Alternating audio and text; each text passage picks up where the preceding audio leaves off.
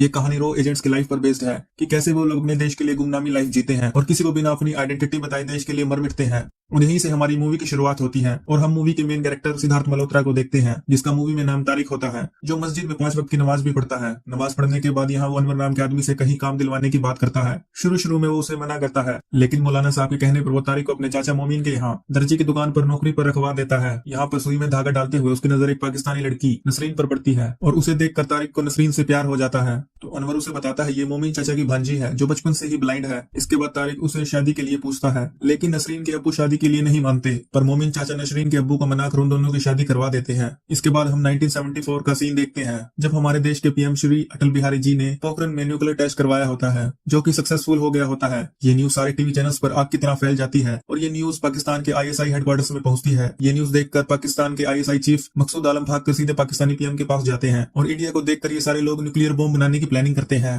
और फौरन से एक साइंटिस्ट को बुलवाते हैं जिसका नाम AK खान होता है, जिसे शॉर्ट में सारे खान साहब कहते हैं। और इन्होंने इस प्रोजेक्ट का नाम 706 रखा होता है और इन लोगों ने सारे रिसोर्सेज विदेशी ब्लैक मार्केट से मंगवाने शुरू कर दिए होते हैं, जैसे यूरेनियम अफ्रीका से और एक्सेट्रा। फिर हमें तारिक और नसरीन को दिखाया जाता है, जो अब 7 महीने की प्रेग्नेंट हो चुकी होती है। जब ये बात तारिक को पता चलती है तो वो बहुत खुश हो जाता है। तभी हमें एक फ्लैशबैक दिखाया जाता है जिसमें एक छोटा बच्चा रो रहा होता है और उसके पिता अपने सर पर गन पॉइंट किए होते हैं। फिर रो चीफ RN काओ उस वक्त की पीएम श्रीमती इंदिरा गांधी जी से मीटिंग करते हैं और वो उन्हें पाकिस्तान के न्यूक्लियर बॉम्ब बनाने वाली बात बताती है। इंदिरा जी काओ को पूरी परमिशन देती है इस मिशन को पूरा करने के लिए। रात में तारिक अपने टेलर वाली शॉप पर जाता है, तभी उसे न्यू दिल्ली से शर्मा नाम के एक बंदे का कॉल आता है। वो उसे कहता है हमें खबर मिली है कि पाकिस्तान न्यूक्लियर बॉम्ब बना रहा है और तुम्हें उस लोकेशन का पता लगाना है। और शर्मा इस मिशन का नाम मिशन मजनू रखता है। शर्मा तारिक से कहता है पाकिस्तान में उनका एक और एजेंट है और तुम्हें जिस किसी तरह की हेल्प चाहिए वो तुम्हारी हेल्प करेगा और हेल्प मांगने का कोड होगा गोरिल्ला ब्रांड का मसाला। लास्ट में शर्मा तारिक को उसका रियल नाम बोलने के लिए कहता है। तब हमें पता चलता है तारिक का रियल नाम अमनदीप सिंह है, सन ऑफ अजीत पाल सिंह, और उसके पिता भी रो में एजेंट थे जिन्होंने इंडिया के कुछ सिगरेट्स पाकिस्तान को बेच दिए होते हैं। तब से ये सारे लोग उसके पिता को गद्दार कहते हैं और उसे गद्दार का बेटा,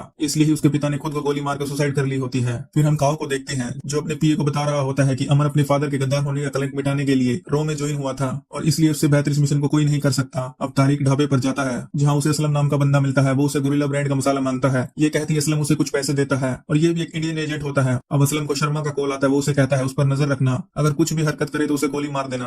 अब तारिक दुकान पर जाता है जहां मोमिन चाचा उसे पाकिस्तानी ब्रिगेडियर की यूनिफॉर्म देने के लिए भेजते हैं। वो रास्ते में जैकेट के 2 बटन निकाल कर फेंक देता है। कुछ देर बाद ब्रिगेडियर मोमिन को कॉल करता है कि उसकी जैकेट के 2 बटन टूटे हुए हैं। ये बटन लगाने के लिए तारिक वहां जाता है और चालाकी से ब्रिगेडियर को न्यूक्लियर बॉम्ब बनाने वाली लोकेशन के बारे में पूछता है। वो उसे जगह तो नहीं बताते, लेकिन ये बता देते हैं कि बाहर से कोई साइंटिस्ट न्यूक्लियर बॉम्ब बनाने आया है। ये बात सुनकर तारिक रिसर्च करना शुरू कर देता है कि वो साइंटिस्ट कौन है। वो 5-6 बंदों की लिस्ट बनाता है, लेकिन उसे कोई क्ल्यू नहीं मिलता और असलम भी अपनी पैनी नजर तारिक पर रख रहा होता है। एक रात नसरीन वॉशरूम जा रही होती है। वो उसे घर में इंग्लिश टॉयलेट लगवाने के लिए कहती है। ये सुनकर तारिक को एक आइडिया आता है। वो शहर की हर प्लम्बिंग शॉप पर जाता है इंग्लिश टॉयलेट लगवाने के बारे में इन्फॉर्मेशन लेने के लिए और उसे एक शॉप मिल जाती है। शॉप वाला उसे कहता है पूरे शहर में एक ही जगह मैंने इंग्लिश टॉयलेट लगाई थी और वो उसे उस जगह का एड्रेस दे देता है। दूसरी ओर इंडिया में इंदिरा जी इलेक्शन हार चुकी होती है और अब देश में नए पीएम आ चुके होते हैं। काओ न्यूक्लियर बॉम्ब वाले मिशन के बारे में उन्हें सब कुछ एक्सप्लेन करता है, लेकिन वो इस मिशन को बंद करने के लिए कहते हैं। लेकिन काओ सर जॉब से रिजाइन दे देते हैं और अब रो के नए चीफ आते हैं। तारिक अब उस घर में पहुंचता है जहां AK खान रुका हुआ था, पर वो लोग वहां से कहीं और शिफ्ट हो चुके होते हैं। घर के बाहर बैठी दादी से तारिक उनके बारे में इंफॉर्मेशन लेना शुरू कर देता है। जाते जाते दादी उसे बताती है AK खान की 2 लड़कियां उसके पोते गुल्लू के साथ खेला करती थी। तारिक गुल्लू से पूछता है दोनों लड़कियां कौन से स्कूल में पढ़ती थी। सारी इन्फॉर्मेशन लेकर तारिक उस स्कूल में पहुंचता है और वहां से AK खान की फोटो और उसका एड्रेस लेता है और रात में कॉल करके ये इन्फॉर्मेशन वो शर्मा को देता है। अब रात में उसे दुकान के बाहर नसरीन के अब्बू खड़े मिलते हैं। ये देखकर तारिक डर जाता है। उसे लगा होता है उन्होंने सारी बातें सुन ली हैं, पर ऐसा नहीं होता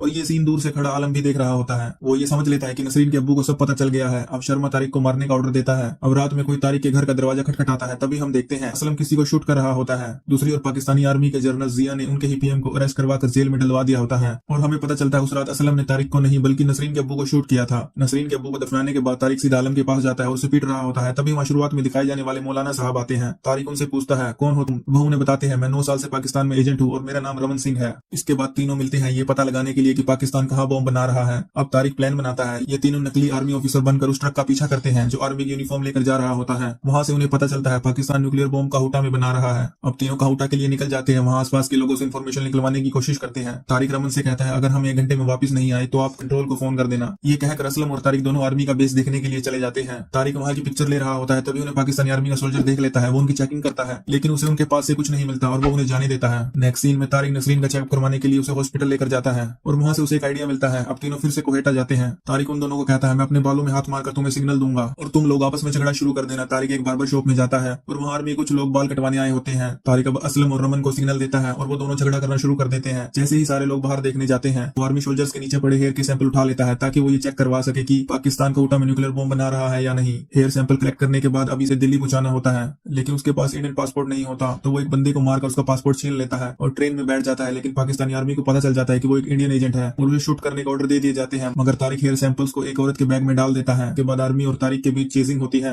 इंडिया आते ही इंटेलिजेंस के लोग उस औरत से वो हेयर सैंपल्स ले लेते हैं। सैंपल्स चेक करने के बाद पता चलता है कि पाकिस्तान न्यूक्लियर बॉम्ब बना रहा होता है। ये खबर कंफर्म होते ही शर्मा सीधा रो चीफ के पास जाता है और वो इसराइल में आइजैक के पास कॉल करके एयर अटैक रोकने के लिए कहते हैं। ये बात अब इंडियन पीएम को भी पता चल जाती है। वो पाकिस्तानी जनरल को कॉल करके न्यूक्लियर बॉम्ब बनाने पर रोक लगाने के लिए कहते हैं। तारिक नसरीन को कहता है कि उसे दुबई में नौकरी मिल गई है और वो दोनों दुबई जा रहे हैं। अब गुस्से में जनरल मीटिंग बुलाता है और उन्हें पाकिस्तान में इंडियन एजेंट्स ढूंढने का ऑर्डर देता है और अब वो सब पाकिस्तान से इंडिया गए कॉल्स को ट्रैक करना शुरू कर देते हैं और स्पेशली उन कॉल्स पर फोकस करते हैं जो न्यू दिल्ली में किए गए होते हैं। अब पाकिस्तानी एजेंट असलम के ढाबे पर पहुंचते हैं और वहां जाकर उसे खत्म कर देते हैं और साथ ही जितने इंडियन एजेंट पाकिस्तान में मौजूद होते हैं वो उन्हें भी मार देते हैं। रमन सिंह असलम के पास पहुंचता है लेकिन उसके यहाँ पहुंचने से पहले ही वो मर चुका होता है। अब वो तारिक से मिलने जाता है और उसे भी यहाँ से अकेले भागने के लिए कहता है, लेकिन वो अकेले जाने से मना कर देता है। ये कहकर रमन सिंह वहां से चला जाता है, लेकिन पाकिस्तानी एजेंट उसके भी पीछे पड़ जाते हैं और वो लास्ट टाइम अपने बीवी और बच्चे की तस्वीर देखता है और अपनी गाड़ी को ब्लास्ट कर देता है। तारिक नसरीन को लेकर एयरपोर्ट के लिए निकल जाता है। अब पाकिस्तानी एजेंट मोमिन चाचा के घर पहुंचते हैं और उनसे तारिक और नसरीन के बारे में पूछते हैं। वो उन्हें कहते हैं कि वो तो दुबई की फ्लाइट पकड़ने के लिए एयरपोर्ट की तरफ गए हैं। वो लोग आर्मी के साथ उन दोनों को चारों तरफ ढूंढते हैं, लेकिन तारिक नसरीन को व्हीलचेयर पर बैठाकर फ्लाइट में भेज देता है। नसरीन को जाते हुए पाकिस्तानी एजेंट देख लेता है। वो उसे रुकने के लिए कहता है, लेकिन तारिक उनका ध्यान अपनी ओर करने के लिए जोर से बोलता है।